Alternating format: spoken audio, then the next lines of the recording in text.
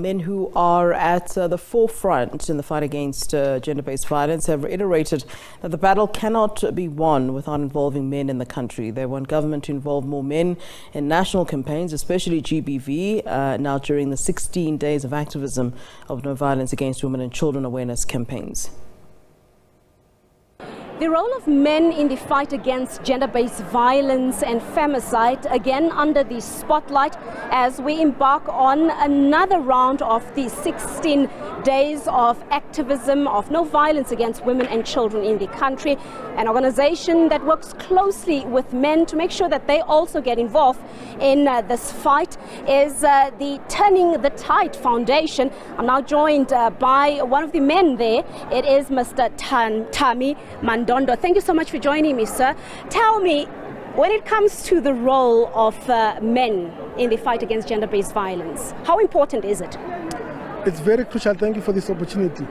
It's very important and very crucial. Look, remember, men are absent from from the upbringing of their children. Men are absent from home. Men are absent. Men have got so much stress.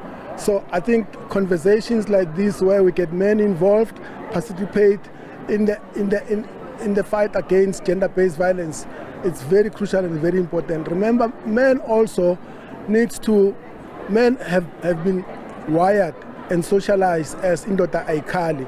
We need to have those conversations and say enough is enough. We cannot be continuing and having those conversations where indoda aikali. Are you seeing any progress in terms of more men perhaps getting involved? Is the message filtering through? Are they getting it? Our organization stands and advocates for no gender-based violence against women and children, and also no drugs and substance abuse. However, when it comes to the issue of gender-based violence, we need to teach men and make men understand that much as they are heavily burdened with the social challenges at home, but men can still walk away. Men needs to understand that our organization is about teaching men how to move away, how to walk away, how to accept certain situations that cannot be changed literally by society. So we need to teach men about walking away and moving away and give them social responsibility in terms of understanding the dynamics of life and making sure they are in those spaces where there's active participation from men's point of view. The latest crime statistics paint a very disturbing picture of the level of violence against women and children in the country. We saw again skyrocketing numbers, alarming numbers. 558 children were murdered in South Africa in just a space of 6 months.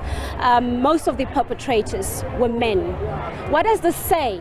Are men listening to the calls? Are they heeding the calls? Why is it so difficult for men to just stop violating women and children?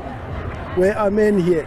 There's very few men. I'm saying men are absent in most of these events. And by the way, these issues of gender-based violence and femicide, the perpetrators are men.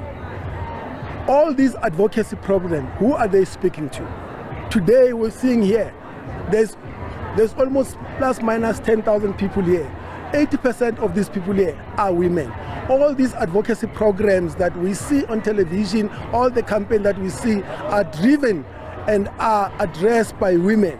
So where are the men? So we need to design specific program that speaks to the issues of men, that addresses men as perpetrators. So the stats are very high because we don't customize the advocacy program that speaks directly to men.